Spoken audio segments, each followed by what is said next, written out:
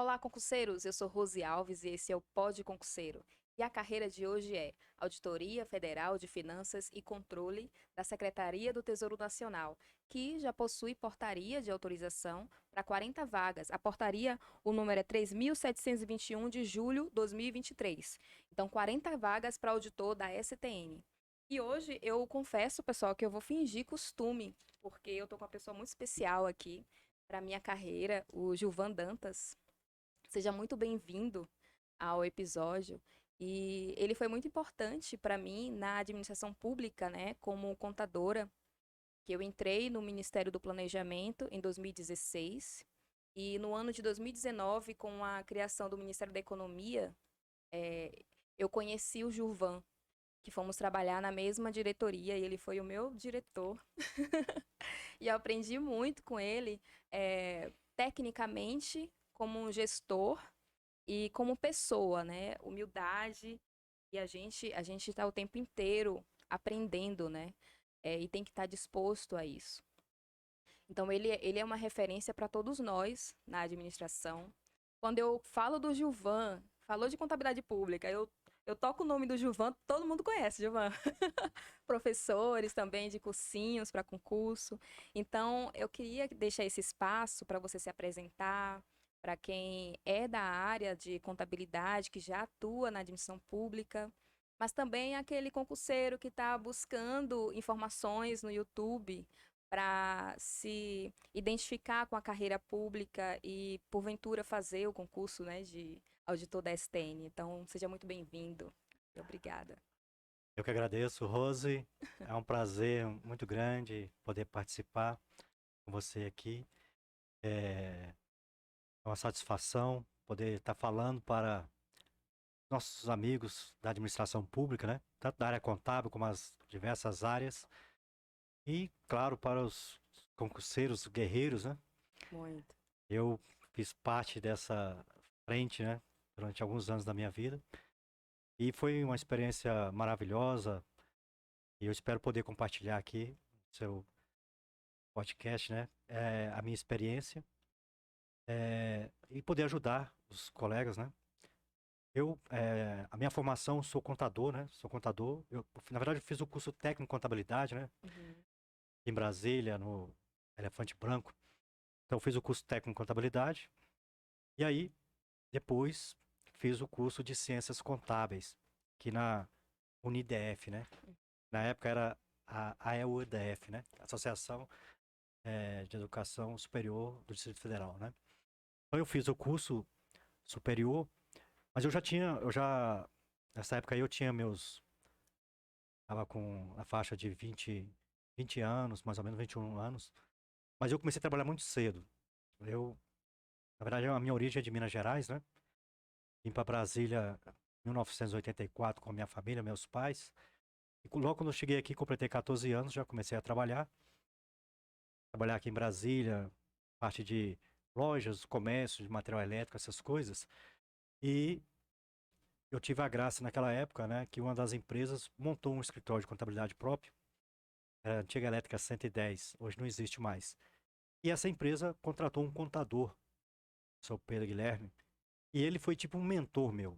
Naquela época eu estava aí com uns 19 para 20 anos, e eu já estava fazendo o primeiro ano do segundo grau. Eu acho que era antes, talvez, não me lembro bem. Mas eu estava no primeiro ano do segundo grau e eu não sabia o que eu ia fazer, né?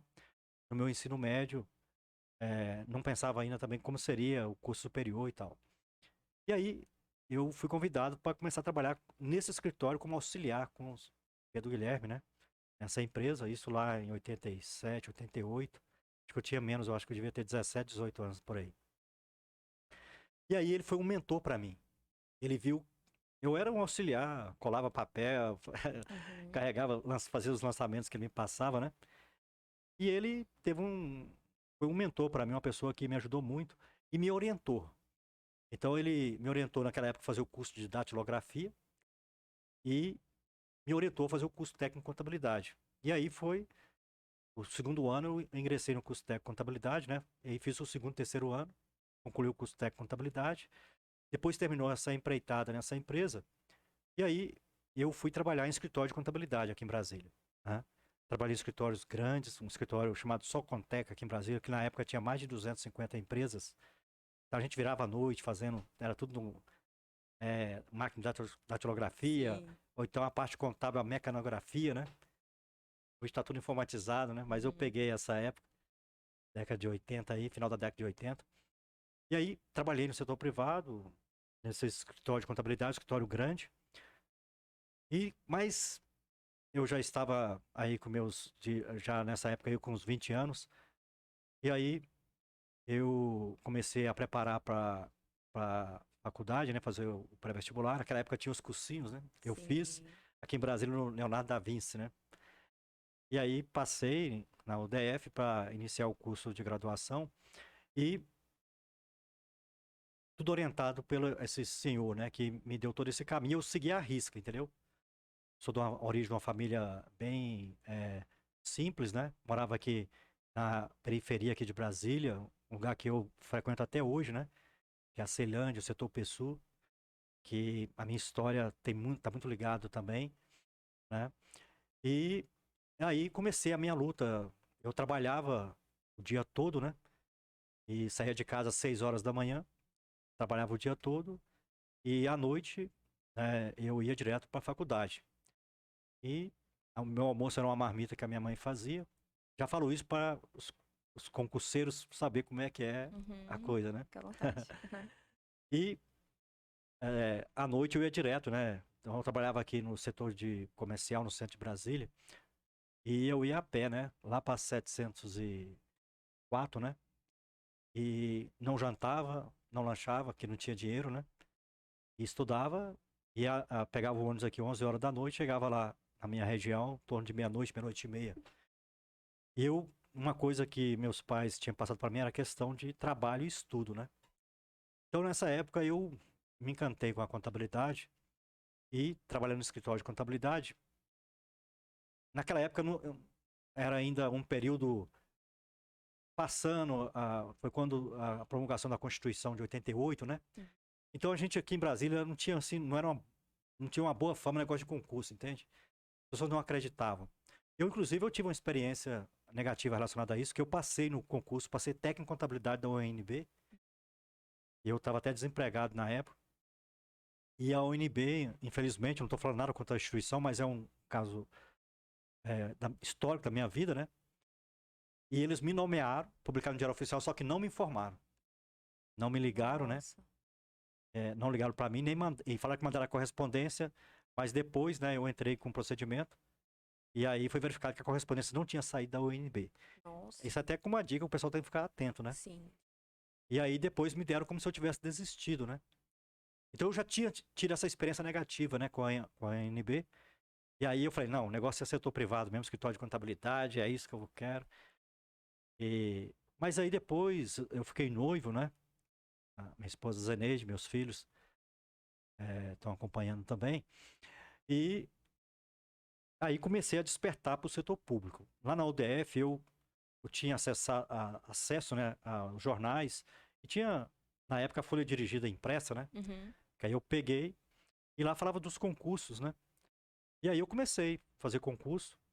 No início, eu mirei mais o concurso voltado para a área que eu atuava, que era na parte da Receita Federal. Como eu trabalhava no escritório de contabilidade do setor privado, né? Mas aí um dia, por acaso, no Folha Dirigida, eu estava falando do concurso da STN. E aí me identifiquei assim de pronto, né? E aí eu comecei a estudar. Então, mas antes de entrar na STN, eu passei no concurso do Hospital Sara Kubitschek, aqui em Brasília, Uhum. como técnico em contabilidade. Trabalhei lá de 1993 a 1995. Uma experiência maravilhosa. Foi logo quando o Hospital Sara deixou de ser fundação para ser associação, né? Contrato de gestão. Na época do governo Fernando Henrique tinha feito isso, né? Então eu vivi essa transição do Hospital Sara Kubitschek. E aí depois, em 95, eu fiz o concurso para contador, né? Da Companhia de Saneamento de Brasília, a CAESB. Uhum. E aí eu fui para a CAESB e também passei no concurso para ser professor do curso técnico de contabilidade, né? E isso foi um dos motivos que eu desci ao Hospital Sara Kubitschek, porque no Sara Kubitschek tem um contrato de exclusividade, eu não poderia ser professor. E aí eu passei no concurso da CAESO e passei no concurso da Fundação Educacional para ser professor do ensino médio de contabilidade. E aí eu comecei a trabalhar. Trabalhei durante 7 anos na CAESB como contador geral, foi uma experiência maravilhosa. A CAESB ela é uma empresa pública, né? Ela é de direito privado. Então lá a gente viu um pouco da contabilidade pública, mas muito mais a parte do setor privado, principalmente da Lei 6.404, que ela é uma SA, né? Uhum. Então vivi essa experiência. E aí nesse período, né, foi quando me despertou para o concurso do Tesouro Nacional. Por essa, eu fazia muitos concursos, né? Já posso falar um pouco dessa parte, não? Pode. Uhum. Então, para você que é concurseiro, né? Vou dar a minha experiência. É, então, eu pegava os concursos que eu via que eu tinha mais afinidade, que estava mais ligado, né, à minha área.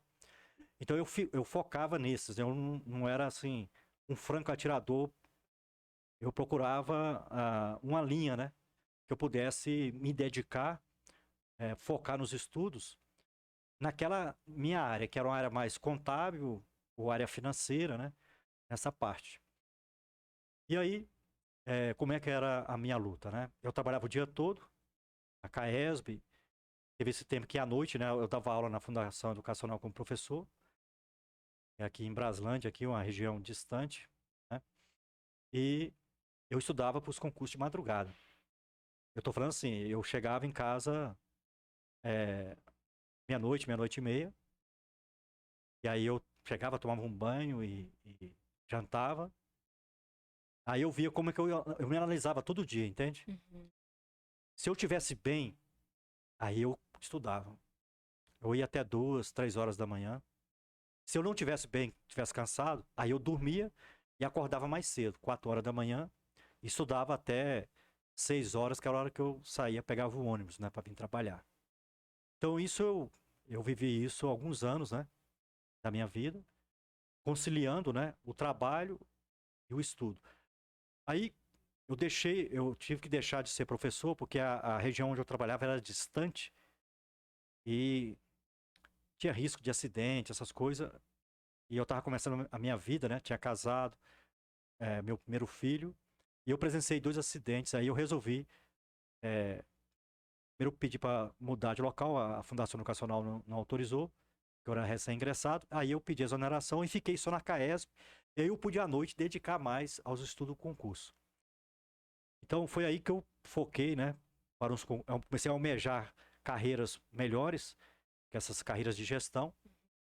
Como eu falei, eu comecei a estudar para os concursos da Receita Federal. Naquela época tinha o TTN, que é o Técnico do Tesouro Nacional, que na verdade era da Receita, né? E o AFTN, que é o auditor. Eu já estava, por exemplo, no AFTN, passando, mas não ficava dentro das vagas.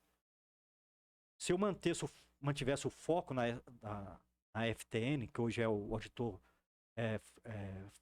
fiscal federal da Receita Federal, né? Eu talvez conseguiria ter passado nos próximos períodos. Mas aí foi quando eu mudei o foco para o Tesouro Nacional. Então, eu fiz o concurso do Tesouro de 2000, né, e passei, fiquei em 24º, mas não fiquei dentro das vagas, porque era só 10 vagas.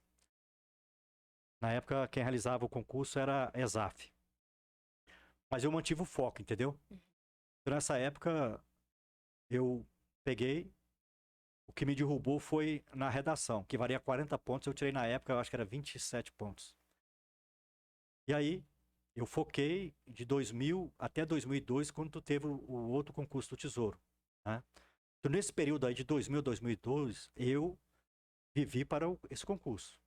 Então, meu final de semana eu não ia em festa, eu não saía, ou eu sábado, por exemplo, né, eu ia cedinho para as bibliotecas públicas aqui de Brasília. Eu entrava 8 horas da manhã e saía a hora que fechava, 10 horas da noite, por exemplo. E no domingo também eu ia. Então, eu tinha todo o apoio da minha esposa e dos meus filhos, né? E eu fazia isso de sábado e domingo. E de segunda a sexta eu trabalhava até 18 horas e depois eu ia para as bibliotecas, né? Principalmente a da Católica, ela que é muito grande aqui em Brasília, eu gostava de ir para lá. E também aquela aqui do Parlamundi, né? Eu gostava muito daquele também. Porque estudar sozinho, às vezes, você você perde o foco. Então, quando você está num ambiente que tem outras pessoas estudando, isso ajuda. Então, eu gostava de estar na biblioteca por isso também. Porque isso me ajudava a manter o foco. Eu olhava, estava cansado, mas eu olhava do lado, via as pessoas estudando, né? Então, aquilo me fortalecia para eu continuar. Porque é uma empreitada, né? Então, eu fiquei de final de 2000 até 2002 assim. Eu não ia, praticamente a minha vida social não tinha, era foco total no concurso. E como é que eu estudava?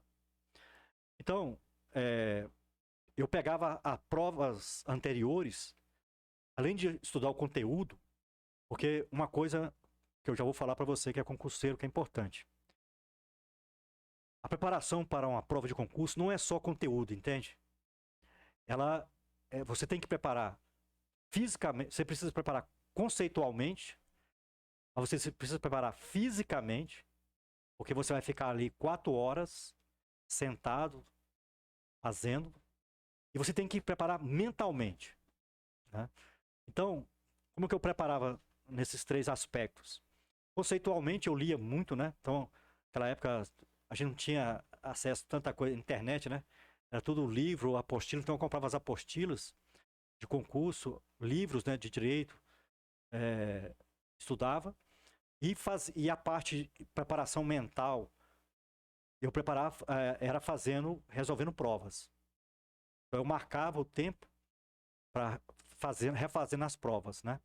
Eu ia refazendo, e aquilo que eu errava, aí eu revisava o conteúdo. Por quê? Porque em 2000 eu estudei muito, mas eu não me preparei mentalmente e fisicamente para a prova. Uhum. Eu tinha muito conteúdo, mas eu não estava preparado mentalmente para enfrentar a prova. Em 2002 eu fui preparado nos 3 aspectos, porque eu refazia muito exercício. Então, por que preparar mentalmente? Porque a prova é uma prova extensa, e a prova tem questões que são fáceis, são médias, dificuldade média, e aquela que tem uma dificuldade mais alta. Eu falo porque eu fui também elaborador das provas depois do concurso do Tesouro, né? Olha só. Já do concurso de 2005 para diante, eu já passei a elaborar as provas para a ESAF, né? Eu fiquei do outro lado, né? Olha só que legal. Então, a gente tinha toda uma orientação para elaborar as provas, né? E a gente tinha a quantidade de questões que tinham que ser aquelas que eram de dificuldade baixa, dificuldade média e a de dificuldade alta. Então, na época lá, vai ser 20 questões. Tinha até a quantidade de questões para cada tipo de... Então, quando eu resolvi a prova, eu peguei esse macete, sem saber como é que funcionava, né, por trás. Eu fui só depois que eu passei a ser... também fazer parte da banca elaboradora das provas do concurso da ESAF, aí que eu fui entender, né? Aquilo que eu já tinha aprendido na prática do lado de cá como concurseiro. Aí eu aprendi uma tática que para mim deu muito certo, que era o seguinte: porque quem elabora a prova, ele manda as questões, né? E aí a ESAF, na época, né, ela ia ver quais questões ia levar. Mas o cara que elabora a prova, ele quer derrubar o candidato, né? Esse é o papel dele, entendeu? Sim. Não é que ele quer derrubar, ele quer selecionar o melhor. Claro. Uhum. Só que aí tem táticas que o concurseiro precisa saber para não cair nessas artimanhas. Que às vezes ele coloca as questões difíceis primeiro. Isso já te dá um impacto mental, porque você tem dificuldade, você já fica mentalmente fraco e você já vai para as outras já meio derrubado, entendeu? Então a técnica é, quando você vai pegar uma prova, a primeira coisa é você já ir matando as fáceis. As fáceis, a quantidade delas são maiores do que as de alta dificuldade. Então você vai vendo, aquelas que você vê que é difícil, você pula. E já mata todas as fáceis. Porque as fáceis você mata assim na primeira lida, você já mata. Aí você mata as fáceis, aí tem as médias. As médias são aquelas que você fica em dúvida se é uma ou outra, entendeu? Então essas aí também eu deixava para segundo... O meu primeiro plano era resolver todas as fáceis. Sim. O segundo plano era resolver as de média, que eu ficava em dúvida se era uma ou outra alternativa. E deixava por último aquelas que eu falei, não sabia nem como é que ia ser, entendeu? Uhum. E lógico, a redação. A redação também, você não pode deixar para fazer a redação por último, né? Então, o dia que é a prova da redação, Eu procurava fazer. Primeiro, assim, eu dava uma lida nas provas, porque às vezes. É outra dica aqui do professor Gilvan, hein? Concurseiro Gilvan. Tô adorando. Outra dica é que, geralmente, aquilo que vai ser pedido na redação como tema é colocado nas questões objetivas. Sim. Entendeu? Então você não vai direto na redação, porque você vai quebrar a cabeça. E às vezes tem conteúdo na própria prova que vai te ajudar a fazer a redação. Então, quando eu passava para matar eu já ia primeiro via qual é o título da redação. Certo? Peguei a prova, aí vou ver qual é o título da redação. Aí eu ia para a parte objetiva, né? E aí, já com na cabeça, né? Olha o macete aí. Do conteúdo para a parte da redação, eu começava a resolver as questões nessa técnica que eu estou te falando aqui. Hein? Matando as fáceis. Aquelas que eu ficava em dúvida entre uma e outra, eu não já decidia, segurava. E as que fossem de complexidade mais alta, aí eu mostrava um asterisco lá para saber que essa ali tinha que ser a última coisa que eu tinha que me dedicar. Mas eu já garantiria, se eu matasse as fáceis e as médias, eu já garantiria a classificação. Aí, dependendo da minha redação e dependendo da quantidade que eu conseguisse matar das de dificuldade maior, eu subiria. Percebe percebe essa técnica? Muito bom. Então, eu usava isso aí sistematicamente. E assim, por isso que em 2000 eu não estava preparado mentalmente. Porque eu fui com muito conteúdo, mas eu fui lá, eu fui na onda do examinador da prova, entendeu? Eu caí em todas essas ciladas que ele armou para mim, né? Já 2002 não, 2002 eu estava, né? Porque eu fazia as provas, eu percebi, aí eu falei, não, vou matar as fáceis, deixar as médias e tal. Bom, mas eu tinha uma fragilidade que foi diagnosticada no concurso de 2000, que foi a redação. Eu nunca fui muito bom em redação, entendeu? Uhum. Eu sou virginiano, né? Virginiano é meio assim, pragmático, né? Organizado. Então, eu queria sempre fazer. A redação tinha que sair pronta da minha cabeça, entende? Fazer a introdução, desenvolver, finalização. Eu não botava no papel. E eu vi isso, porque eu também fiz outros concursos, e sempre a redação, né? Era uma fragilidade que eu tinha. Aí eu fiz um cursinho específico, a professora Tessia. Ela, pessoa maravilhosa, ela abriu minha mente. Falava, Gilvan, você não tem que sair com a redação pronta da sua cabeça, não, cara. Bota as ideias no papel, né? Falou assim pra mim, né? Muito bom. Bota as ideias no papel e depois você vai organizar. E aí isso quebrou, abriu a minha mente e desbloqueou. Então, quando eu pegava o conteúdo da redação, né? Aí eu colocava as ideias, as minhas ideias que eu queria falar sobre aquilo, e depois eu ia trabalhar na estrutura da redação. Aí eu ia trabalhar introdução, 2, 3, 4 parágrafos de desenvolvimento, e depois a parte final, que era a conclusão. Aí a professora Tessia, né? Tessia Juliana, o nome dela, ela abriu minha mente, e aí eu fiz esse cursinho específico sobre redação. Então, quando eu fui para o concurso de 2002, eu estava também preparado nessa minha ponto fraco, que era a parte de redação.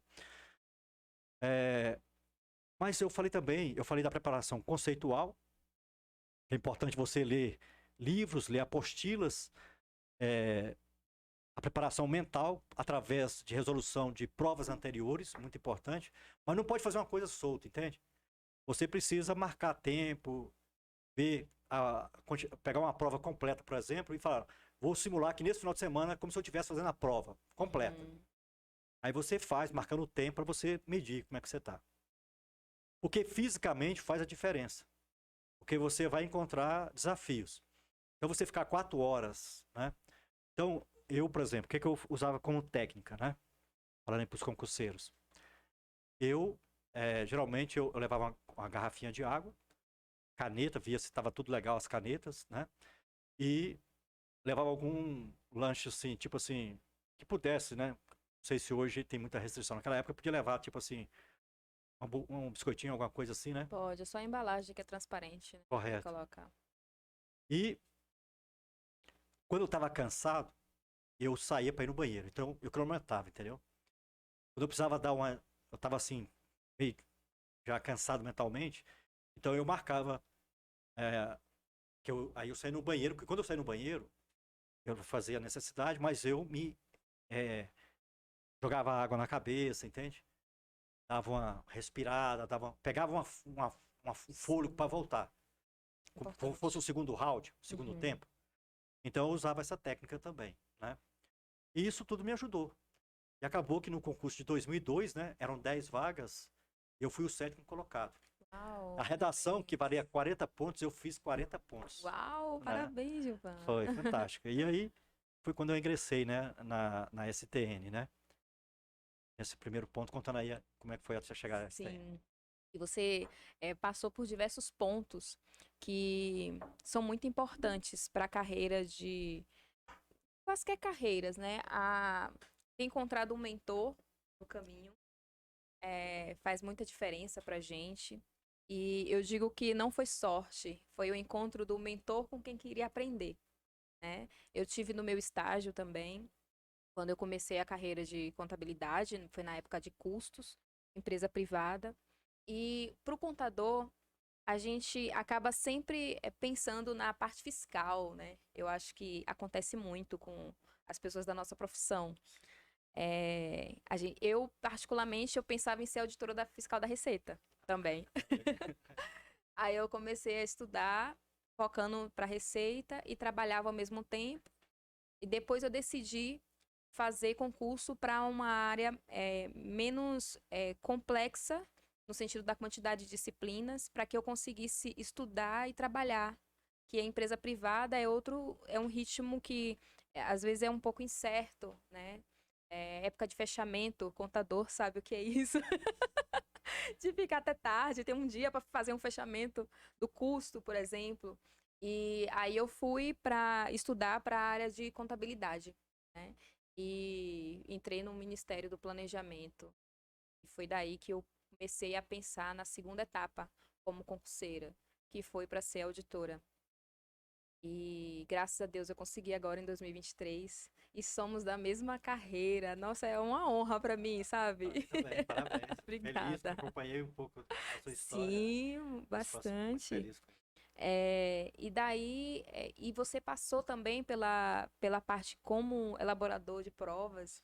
Isso foi fantástico, né? Porque é tão bom a gente, como concurseiro, ter essas informações do que o outro lado precisa da gente. Porque a gente, às vezes, fica tão focado em nosso mundo de concurseiro que acaba fazendo coisas que não são necessárias ou deixando de fazer coisas que são essenciais. Resolução de provas, por exemplo, isso foi um diferencial para mim também. E independente da época dos concursos públicos, isso é uma receita que perpassa toda essa trajetória, né? E eu também fiquei na resolução de provas. Errei quando eu fiquei só no conteúdo também. Eu queria ler muito, aí ia para os livros, dava aula. Se deixasse, dava aula de contabilidade. Mas na hora da prova eu não conseguia ter a inteligência emocional para marcar o X no lugar certo, me desequilibrava, que eu resolvia a prova na ordem que ela vinha. E a gente acaba caindo nas ciladas do examinador, né? Que o examinador precisa selecionar. E quando eu passei a resolver provas em casa, eu entendi que eu deveria começar pelas fáceis também. E as fáceis acaba sendo um pouco relativo quando o candidato, por exemplo, ele tem domínio em auditoria. Aí eu começava a minha prova com as matérias que eu gostava mais, que eu estava bem no meu desempenho, mas as fáceis delas. Eu não fazia todas delas. Aí eu ia para contabilidade, a auditoria já olhava assim, o tamanho da questão, já não vou essa aqui não. Aí eu ia para a próxima, para depois voltar para essas mais complexas. Isso foi uma dica muito importante. Na época de concurseira, eu adoraria, né, ter acesso a um episódio como esse, para me instruir e fazer uma autoavaliação. Né, que você percebeu que na discursiva, a discursiva era seu calo, pelo perfeccionismo, né, do virginiano. Correto, isso mesmo. E aí a gente já quer colocar no papel tudo pronto.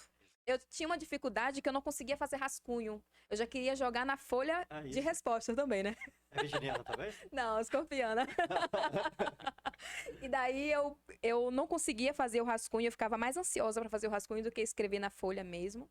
e passei a fazer um esboço, um esquemazinho, colocar o Sistema Federal de Contabilidade, quem é órgão central, assim, um esquema do que seria aquele pedido da discursiva. E uma coisa que eu venho percebendo também é que as provas discursivas estão pegando provas objetivas anteriores. Então, quando você resolve provas em casa, te ajuda muito o que pode acontecer essa surpresa. Aconteceram diversas vezes comigo nesses últimos anos. Inclusive, o TCM São Paulo, que eu fui aprovada também, veio uma questão discursiva referente a uma objetiva que eu treinei em casa. Eu estava treinando em casa e aí eu fui pegando a agilidade da prova objetiva e quando chegou a discursiva eu fiz tão rápido que eu fiquei duvidando. Será que eu fiz certo?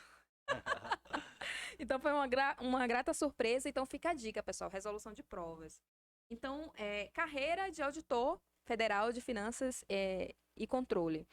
Passando pelo ciclo de gestão, né? Que, às vezes, como concurseiro, a gente não tem muita informação do que é o ciclo de gestão.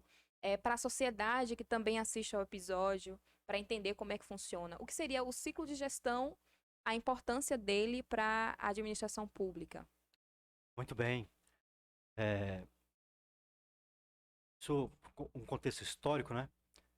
O ciclo de gestão, ele foi criado, né, lá nos anos 90, né, pós-Constituição, também quando foi criado o Tesouro Nacional, né?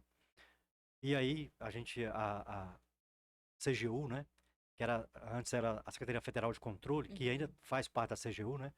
Mas também a STN, você tinha parte, a Secretaria Federal de Controle, ela estava na STN também, né? E aí, quando teve, né, toda essa reforma administrativa dos anos 90, né, em função principalmente também da Constituição, aí foi criada as agências reguladoras, né?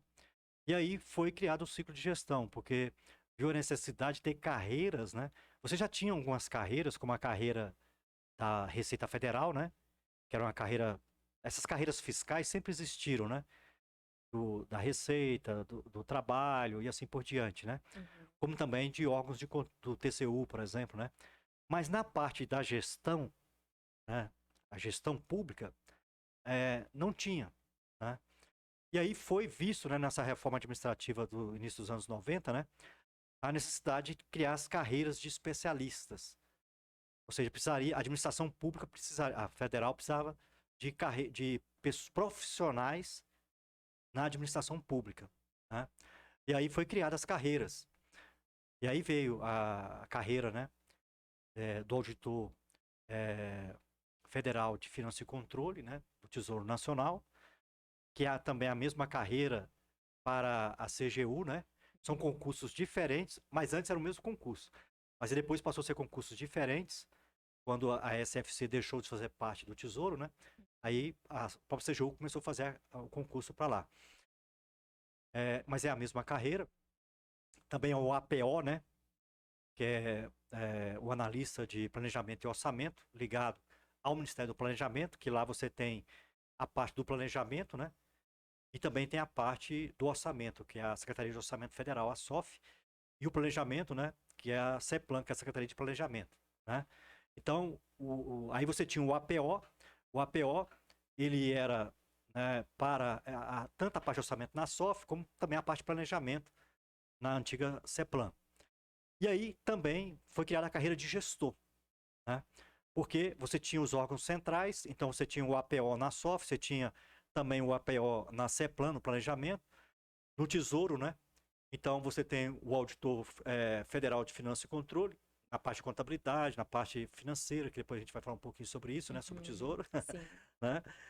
E aí, viu, não bastava ter especialistas, né, nos órgãos centrais. Precisaria de especialista também na gestão. Nos órgãos centrais de gestão, como a SEGES, né, Secretaria de Gestão, Ministério do Planejamento, como também nas unidades de gestão em cada órgão, nos ministérios e também nas autarquias e fundações. Aí foi criada a carreira de gestor público, né? E a carreira de gestor, essa carreira, ela era tanto para os órgãos centrais de gestão, como a SEGES, né? Ministério do Planejamento, como também para os gestores de trabalhar nos ministérios, e nos demais órgãos para serem gestores na área, por exemplo, como Subsecretaria de Planejamento, Orçamento e Administração, né? Então, essas carreiras foram muito importantes, né, e são muito importantes, né, para a administração pública federal, porque tanto para os órgãos centrais como para os órgãos, os ministérios, né, e os demais órgãos. Porque aí você tem pessoas preparadas, né, para desenvolver essas atividades que envolvem uma complexidade maior, um conhecimento mais amplo, né? Você tem as carreiras, os concursos para carreiras dos próprios órgãos, né? Como de contador, como de administrador, né? Mas aí você tem essa carreira mais de especialistas, né? Para esses sistemas estruturantes do governo federal, que é tratado pela Lei 10.180, a Lei Federal 10.180, essa lei de 2001, você vê logo no começo ali, né? Pós-criação do Tesouro, pós Constituição Federal, foi nesse ambiente que surgiu tudo isso, entendeu, Rose? Sim. Nós estamos aqui falando fruto da Constituição de 88. Emociona, né? É, importante. Eu lembro sempre a figura do Ulisses Guimarães, eu vivi isso, né? Graças a Deus vivi essa história maravilhosa, né? Então, aí criou essas carreiras do ciclo de gestão, que são... você tinha especialistas só nos órgãos centrais, e aí você... mas esses especialistas nos órgãos centrais é porque tinham vindo de outras carreiras, entende? Porque antes você não tinha, assim, por exemplo, a carreira da SOF, você não tinha a carreira do Tesouro. Eram pessoas que vinham do Banco do Brasil, que vinham do Banco Sim. Central, que vinham de outras de empresas, entendeu? Então, foi quando viu a necessidade de estruturar as carreiras do ciclo de gestão, tanto para os órgãos centrais, o órgão central de orçamento, que é a SOF, Secretaria de Orçamento Federal, Ministério do Planejamento, órgão central de planejamento, que é a Secretaria de Planejamento, também fica ligado ao Ministério do Planejamento, órgão central de administração financeira, que é a Secretaria do Tesouro Nacional, que fica no Ministério da Fazenda, órgão central de contabilidade federal, que também é o Tesouro Nacional, órgão central de controle interno, que é a Secretaria Federal de Controle, da CGU, né, que é o seu órgão, né? Então essas eram as carreiras que foram criadas pela Lei 10.180 de 2001, né? Justamente para fortalecer esse ciclo de gestão. Então, quem fizer concurso para essas carreiras tem a oportunidade de trabalhar nos órgãos centrais ou então nos chamados órgãos setoriais, que são os ministérios. Eu tive a oportunidade de trabalhar nos dois lados. Sim. Trabalhar no órgão central, Tesouro Nacional, né, durante 15 anos, né? E depois eu também trabalhei nos órgãos, né? Eu trabalhei na Presidência da República, eu trabalhei na Imprensa Nacional, eu trabalhei no Ministério da Fazenda, né, na área mais de gestão, trabalhei no Ministério da Economia, fui diretor, né, de Finanças e Contabilidade do Ministério da Economia com você, né? Então, aí eu tive a oportunidade de trabalhar. E aí eu vi trabalhar tanto no órgão central como no órgão setorial. Aí eu vi os dois lados do ciclo de gestão. O lado do órgão central, que é mais normatizador, define procedimento, edita normas, né? Trata dos sistemas estruturantes como o órgão central, como o CIAF, né? Amado CIAF, né?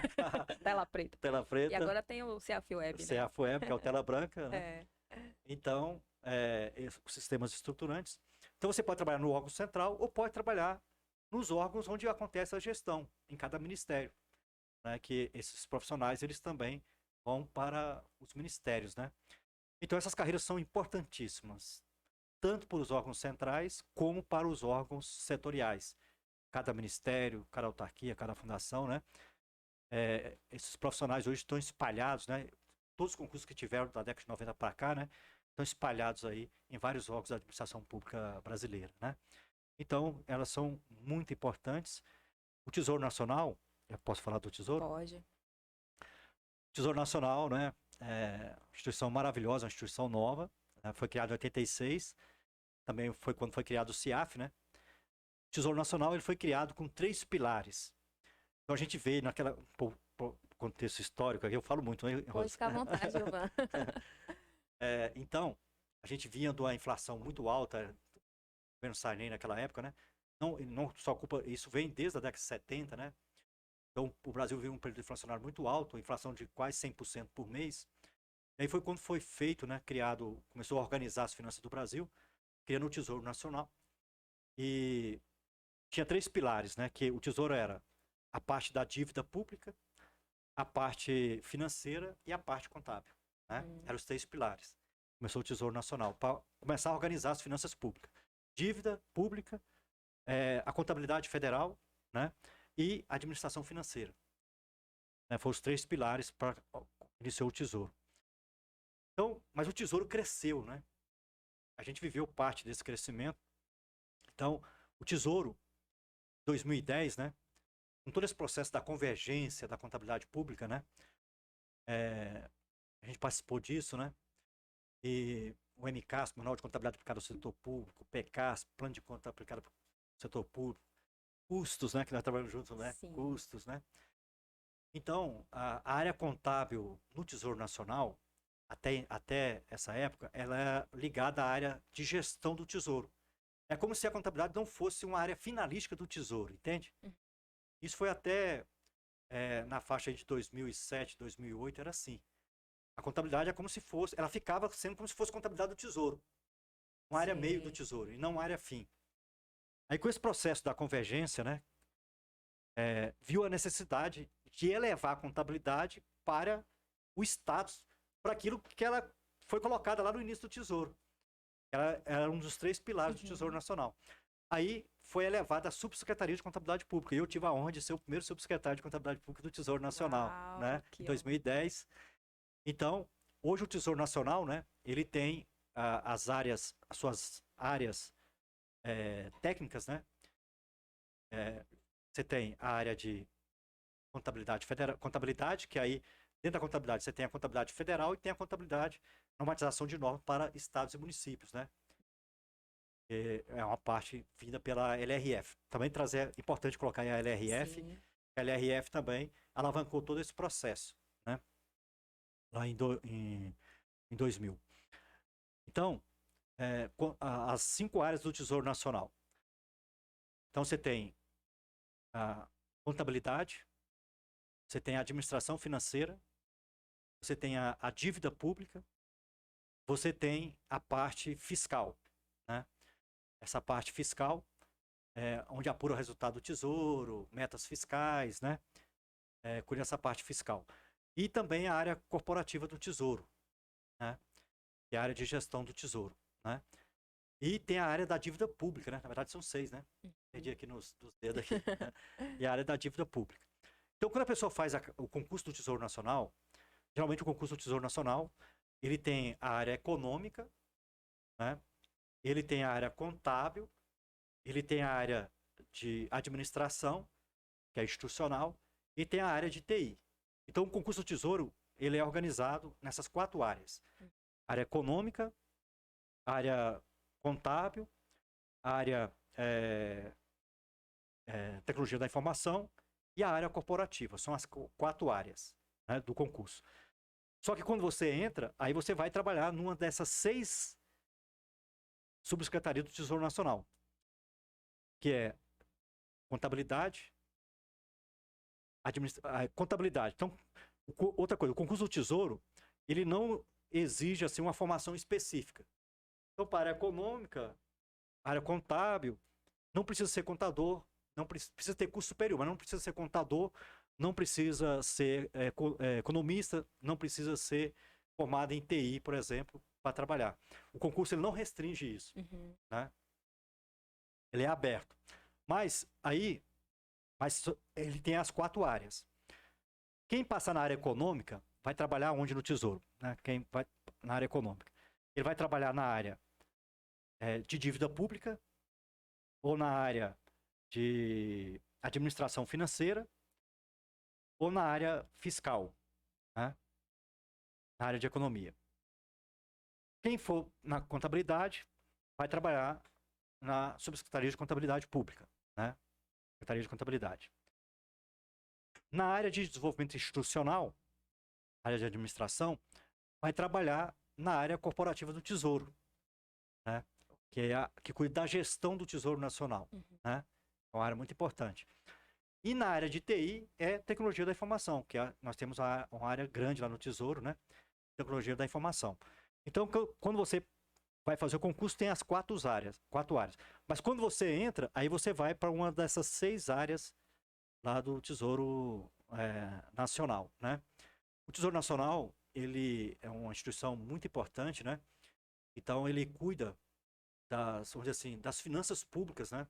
Não só do governo federal, como do país, né? A parte da contabilidade, né? E aí tem a parte da contabilidade da União, como também a normatização voltada para a União e também para estados e municípios por força da Lei de Responsabilidade Fiscal, a LRF, né? E aí a parte da administração financeira é que vai trabalhar a programação financeira do governo federal, né? Como órgão central e fazer todo o trabalho de programação financeira para todos os órgãos da administração pública federal, né? E a parte econômica, você tem a parte da dívida pública, que é muito forte no Tesouro Nacional, um dos pilares que foi criado o Tesouro Nacional, né? Então, a dívida pública. E você tem a parte mais voltada assim para também a economia, como dívida pública, a parte da gestão fiscal. A gestão fiscal hoje no Tesouro, elas são duas subsecretarias. A subsecretaria que faz a gestão fiscal, né, do governo federal, forma, né, cuidando do acompanhamento desse processo, e a parte, né, que cuida dos resultados, que é uma parte que é onde essa outra área é que vai acompanhar o resultado primário, resultado nominal, de estado, município, toda essa coisa, né? Então o Tesouro é muito importante, todas essas áreas, né, de atuação, e o concurso com essas áreas que são áreas que já te definem para onde você vai trabalhar, você passa no concurso, entendeu? Sim. E a 10.180, né, que ela tá geralmente nos editais, né, dessas carreiras, principalmente para editais que tem o cargo de contador, Correto. né? E eu queria que você falasse a atuação, né, da STN, porque eu tive diversas perguntas através do Instagram, então até deixar o recado aqui, que eu sempre quando eu vou gravar com algum convidado, eu já coloco o tema lá para o pessoal fazer as perguntas. Aí essas áreas de atuação que me perguntaram, né, de qual área de atuar após entrar no Ministério, através da STN, né, no Ministério da Fazenda, e você explicou muito bem, né? Então, o concurso, ele não está limitando a formação, né? Hoje são 10 de novembro de 2023. A gente não tem o edital ainda da STN, mas a gente já tem a portaria, né, de autorização. E são 40 cargos, né? São 40 vagas para esse concurso. E é bom eles saberem quais são as áreas de atuação, porque muitas vezes o concurseiro ele estuda para uma prova olhando apenas para o salário e com a oportunidade que tem no momento. Perfeito.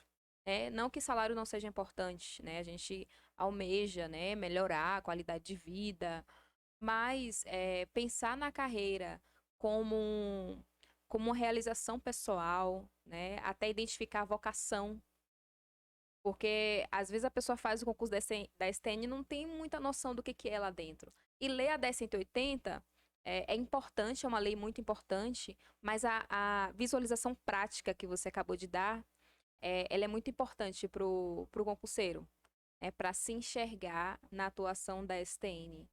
E tendo essa visão prática do lado órgão central e órgão setorial, eu queria que você falasse as suas atuações, né, os trabalhos que você desenvolveu, desse exemplos pra gente do que você sentiu realizado como auditor. Essa parte toca na emoção, entendeu? Uhum. Bom, eu, assim, fui um privilegiado, né? Participei de grandes projetos, né, no Tesouro Nacional. Então, como órgão central, né, primeira parte, Uhum.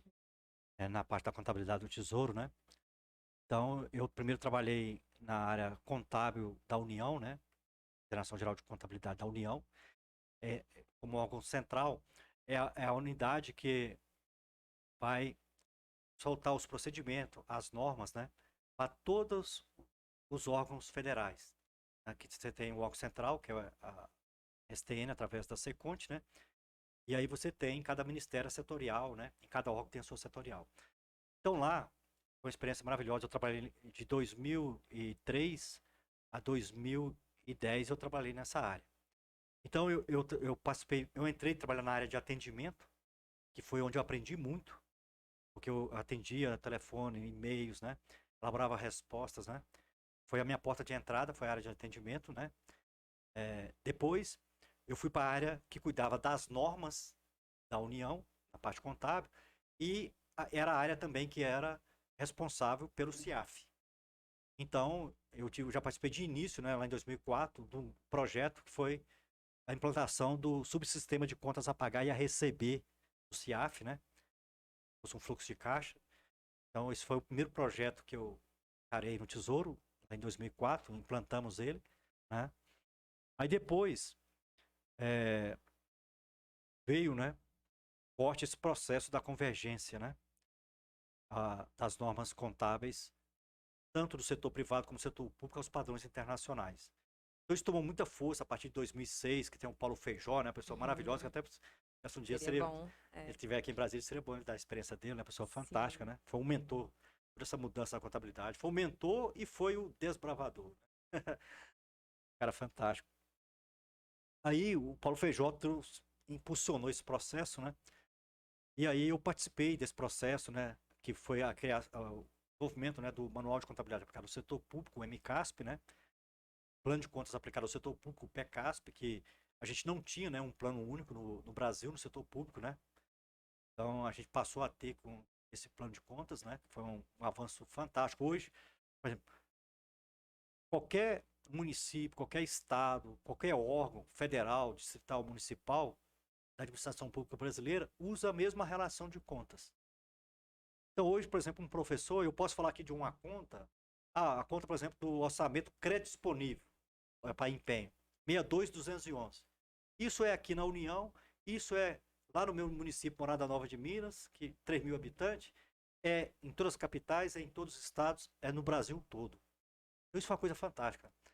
Você ter um mesmo plano de contas para todos os órgãos da administração pública brasileira, né? Participei disso, né? Graças a Deus.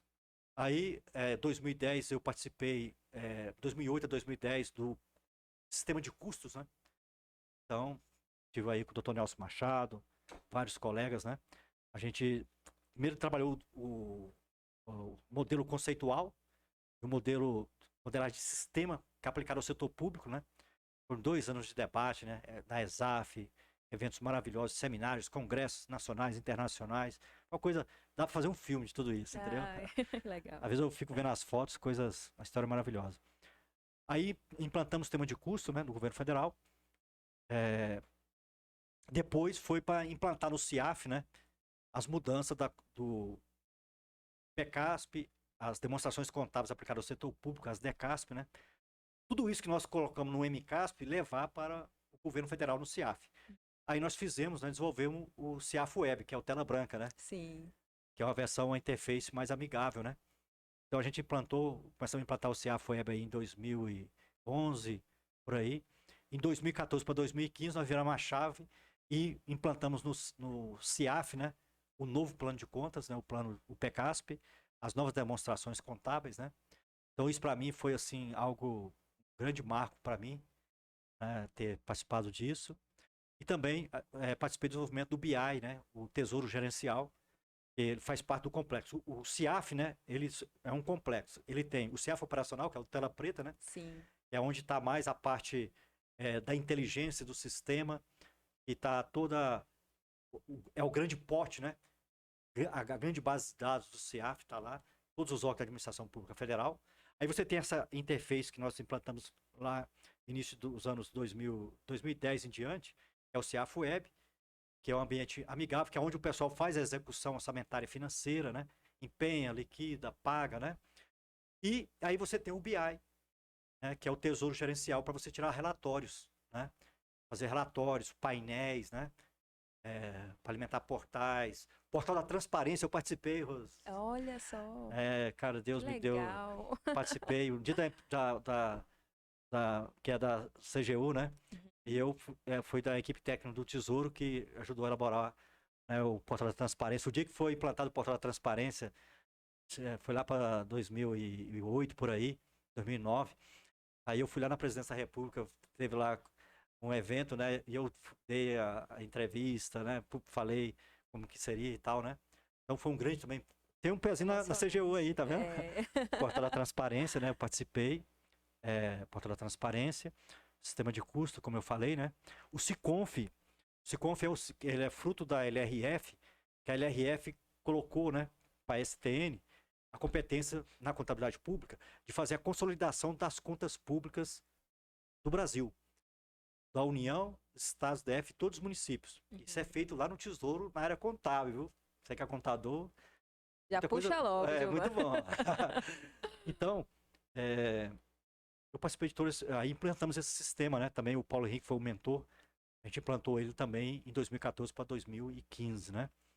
E no Ministério da Economia, né, como diretor lá, aí como órgão setorial, a gente desenvolveu o painel, né, de acompanhamento orçamentário e financeiro, né, que fomos premiados em 2021 pela banca examinadora da FGV, e nós lá fomos premiados a nível nacional, né, Ministério da Economia, o painel que a gente desenvolveu para acompanhamento da execução orçamentária e financeira, né, então é uma coisa maravilhosa, né, então eu participei de tudo isso aí com muita simplicidade, humildade, mas com muita determinação. E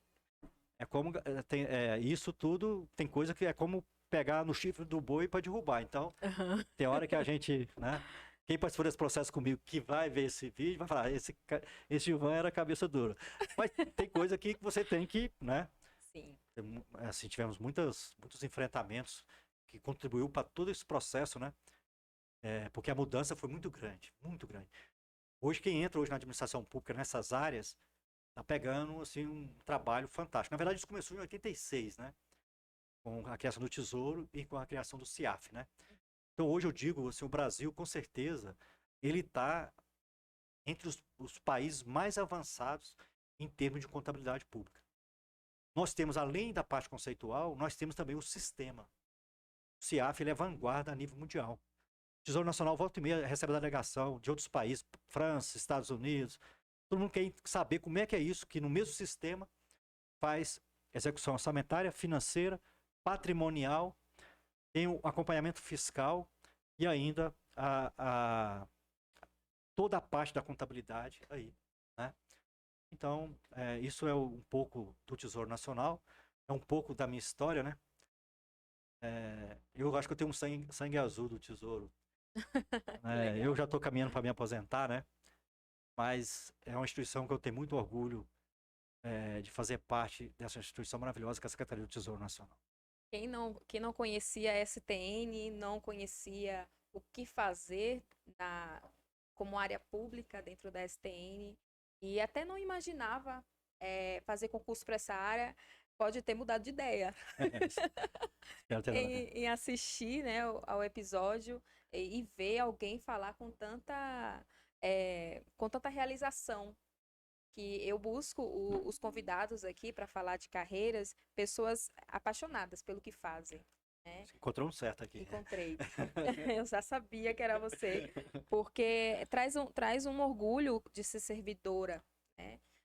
Presenciar esses relatos, muitos que a gente não faz ideia no dia a dia do trabalho, né? E a sua humildade te acompanha o tempo inteiro. E eu sou testemunha disso, né? De ter convivido com você e foi uma parte da minha vida profissional muito, muito feliz e que eu trago aprendizados até hoje, de como gestão, como postura de profissional, né? Que para implantar projetos assim exige muito da nossa postura, né? De conhecer, de estudar, de ter autoridade para implantar esse projeto, né? E na época, quando eu tinha assumido a área de custos, que se tinha feito o convite, quando eu cheguei ao ministério, eu já trazia a experiência da iniciativa privada e estava conhecendo da área pública a aplicação de custos. E quando você tinha feito esse convite, eu fiquei surpresa ao mesmo tempo por não esperar que isso fosse acontecer na minha vida. E também eu me senti cada vez menor por ver o tamanho daquele ministério na época, a responsabilidade que é. Só que junto desse sentimento que eu tô comentando aqui, veio uma felicidade extrema de que o meu trabalho foi enxergado, foi reconhecido. E me deu forças para assumir aquele desafio que você tinha me colocado, junto com a equipe lá, né? O Éder, o grande abraço. Ah, o Éder, O Éder abraço, Éder. advogado. Advogado, abração, meu irmão. Eu até falei para ele que a gente ia gravar hoje, ele ficou muito feliz. E todo o apoio da equipe e ter me proporcionado aquela experiência, né? Que a gente leva para o resto da vida. E você, pessoal, quem está assistindo o episódio, às vezes tem uma oportunidade para assumir alguma área, seja na iniciativa privada ou pública, né? A gente tem medo, né, Isso. de assumir, porque se acha incapaz, muitas vezes, e não enxerga o nosso próprio valor, a nossa preparação. E aquilo foi um start para mim. De eu poder me enxergar como uma profissional contábil pública. Excelente. E Fantástico. e na iniciativa privada, eu tinha essa postura de assumir projetos, mas quando cheguei na iniciativa pública, eu calcei a sandália da humildade e vamos conhecer, né, como que no estudo para concurso a gente vê de uma forma e na prática a gente vai aprofundando mais. E nos cursos foi a mesma coisa para mim. E é uma experiência que eu levo pro resto da minha vida e eu espero um dia tá contando essa história depois de muitos anos de carreira, né? E Não, lembrar do Gilvan Dantas nesse mas só empurrão. isso que você já está contando aqui já vai ajudar muita gente. Eu tenho certeza. Mas com certeza você vai estar daqui a alguns anos falando muito mais do que eu falei aqui, da sua experiência maravilhosa, tudo que você tem para realizar, que você já tem realizado e que você tem para realizar ainda. Muito obrigada. Então, pessoal, o Pod Concurseiro, ele está tendo apoio, né, como patrocínio, né, da realização dos episódios. Foi uma iniciativa pessoal de ajudar outros concurseiros em situação de vulnerabilidade financeira, que depois que a gente passa, eu olho para trás e vejo aquela Rose suburbana, o que ela precisava e não tinha fácil acesso. Então foi o que me motivou a criar o canal para ajudar as pessoas em situação de vulnerabilidade financeira, a ter acesso a conteúdos gratuitos. E a empresa LS Concursos, ela tem me ajudado na manutenção, né, do canal, dando apoio e acreditando nesse valor social que o Pod Concurseiro tem trazido para o mundo dos concursos, que muitas vezes é muito limitado, né? Os cursos têm um valor razoável e que muita gente não pode pagar, né? Então é isso, foi um apoio muito importante para o Pod Concurseiro e eu estou muito feliz, né? E principalmente desse episódio, que para mim eu fiquei fingindo costume o tempo inteiro, gente. Estar aqui com o Gilvan foi muita felicidade para mim, Gilvan. Obrigado, eu que Como agradeço. pessoa e profissional. Então, pessoal, se você quiser deixar, Gilvan, um recado para o concurseiro, Okay. fique à vontade. Então, eu quero a última dica aqui, né? Uhum. Hoje a quantidade de pessoas que faz o concurso é muito maior quando eu fazia. Mas mesmo naquela época também tinha uma quantidade razoável. Você não deve olhar pela quantidade quantitativa da concorrência, entende? Você deve manter o seu foco. O professor falou isso para mim uma vez, me ajudou muito, né? Eu falo sempre que eu dou minha experiência. Fazer provas de concurso quando você se inscreve no concurso, você começou a estudar, na verdade, você entrou numa fila, entende? Você está na fila. Então, você tem que manter o seu foco. Você vai ter o desafio, vai fazer concurso, talvez não vai passar. Aí depois você continua na fila, não sai, não para. Continua. Olha como eu fiz, olha para trás, vê aonde você errou, seus pontos fracos para você trabalhar. E continua. No próximo, você vai... Primeira coisa, o que vai acontecer? Muita gente que estava na sua frente, talvez já vai desistir. Outros vão passar, já vão entrar. Ou seja, naturalmente você já vai andar para frente da fila. Mas você continuar focado nos estudos e refazendo prova, você vai melhorar a sua condição. E aí você vai se aproximar e já vai começar a passar e já ficar próximo à classificação. Mantenha o foco, continue, que você só vai aproximar até você virar a chave e entrar dentro das vagas. Então o que eu diria é o seguinte, você não pode desistir, você não pode olhar pela quantidade de concorrente. Olha, dos concorrentes eu vou dizer uma coisa para você. Posso dizer, talvez, em torno de 70% as pessoas não se preparam. Entende? Outra coisa, no dia da prova, é média 20% das pessoas não vão fazer a prova. Tá? Então tudo isso aí você já tem que considerar. Então você não pode olhar pela quantidade, tem concurso, deu 100 mil pessoas, 20 mil pessoas. Não preocupa com isso, olhe para você, mantenha o seu foco. Né? E aí, outra coisa, eu vi agora a reportagem do Enem, né? Aí lá acho que foi no Recife, se eu não me engano, fizeram um crime. Imagina que na véspera da prova, agora acho que foi essa semana, fizeram um aulão, viraram à noite, na véspera da prova, viraram à noite semana passada, um aulão, as pessoas no auditório, os alunos, para fazer a prova no final de semana. Imagina. Nossa. Isso não pode fazer nunca, gente. Então, prepara antes. Quando chegar a semana da prova, você começa a preparar mentalmente. Outra coisa, você tem que parar. Você não pode estar estudando na véspera da prova, você já tem que parar. Porque você tem que estar com a mente descansada para você fazer a prova. Então, o ideal é até 2 dias antes você já parar, entendeu? Parar e começar a mentalizar, se ver no dia da prova, né? E aí, preparar mentalmente. Mas você tem que estar descansado. Você não pode no dia da prova, você não pode na véspera da prova ficar de madrugada estudando, acordar de manhã estudando. Não, essa parte já passou. Fez, não fez. Agora você tem que preparar para fazer a prova, né? E aí, no dia, cuidado com a alimentação, né? Se alimente direitinho, né? E foco, né? Usando essas dicas que nós falamos aqui, né? E também força, esperança, coragem, não desanime, continuar sempre, que a sua hora vai chegar, assim como chegou para mim, chegou para a Rose, né? Para várias pessoas que a gente conhece. O segredo é outra coisa. Você tem que ver como é que você está. Você tem que se analisar. Quando você está cansado, exausto, não adianta você querer estudar, cara. Não vai. Você tem que descansar. Então, quando eu estava nessa condição, eu não forçava a barra. Eu parava. Então, não quer dizer que assim, eu criei que eu vou estudar todo dia 8 horas e tem que fazer isso. O dia que eu não consigo, eu vou me frustrar. Não, cara, você não é uma máquina. Perfeito. Você é um ser humano. Você falou uma coisa importantíssima, né? A preparação emocional. Então, você tem que ir se adaptando de acordo com o seu ritmo. Você se sentir. O dia que você tá bem, aí você mergulha. O dia que eu tava bem, eu virava à noite, Rose. Porque eu tava assim, a minha capacidade de percepção era muito grande, então eu virava à noite. Aí eu passava talvez uma semana sem estudar. Mas aquela noite que eu virei, eu tava com a mente a 1000 por hora. Aproveitar ao máximo. Aproveitei ao máximo.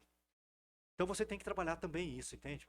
Se conhecer, ver o dia que você tá bem, o dia que não tá, descansar. Você vai ter que renunciar a muita coisa, como eu fiz, como você fez, né? Para estar focado no seu concurso, tá bom? No mais, Deus à frente e com certeza você vai ter sucesso, principalmente aqui com essa grande ajuda, né? Do Pode concurseiro. Pode concurseiro da Rose, né? Parabéns, Rose, por essa iniciativa maravilhosa. Com certeza ajudar aí dezenas, centenas, milhares de concurseiros. Amém. E também todos os profissionais, né? Que só essa experiência aqui também ajuda quem está na ativa, né? Sim, ativa. A gente tem que olhar para nossa história, saber de onde a gente veio e olhar para frente os nossos objetivos, né? E não perder a esperança, força sempre, né? Humildade, foco, autoridade eu gostei. Autoridade não é autoritarismo. Isso. Autoridade se conquista com respeito, conhecimento, né? Com entrega. Eu virei muitas noites, Rosa. Esses projetos que eu toquei no Tesouro, eu virei muitas noites sozinho. Na pandemia ali, no Ministério da Economia, eu virei à noite. Uma coisa que, por exemplo, o Ministério da Fazenda em 2017 foi o primeiro órgão da administração pública brasileira e talvez mundial que publicou a prestação de contas anual no formato do relato integrado, Sim. que é uma coisa extremamente moderna, né? Até para o setor privado. E nós fizemos isso lá em 2017, só que eu tive que virar 2 noites no Ministério da Fazenda lá para fazer isso, né? Então, tem entrega, tem que ter garra. Eu virei, essa careca aqui não é de graça, entendeu? Calvin Klein, como diz o Éder, né? Um abraço. Rose, muito obrigado, estou feliz, estou saindo aqui, estado de graça nesse momento com você e parabéns por essa iniciativa maravilhosa. Que Deus continue te abençoando na sua carreira profissional, né? E nessa iniciativa maravilhosa que você está tendo aí para ajudar, né, os concurseiros aí que estão na batalha. Obrigada, Givan, por ter aceitado o convite e por ter trazido tantos detalhes enriquecedores da trajetória do concurseiro, o que é ser servidor público, né? Dentro da STN, na administração como um todo, a noção de administração pública, que é muito importante para exercer os nossos cargos, né, que a gente almeja. Então é isso, pessoal. Espero que tenham gostado. Não esqueçam de se inscrever no canal, se gostarem do episódio. Acompanhem as redes sociais, lá no Instagram também, que à medida que eu vou gravando os episódios, eu coloco caixinha de perguntas para que vocês também participem. E é isso. Muito obrigada e até o próximo episódio.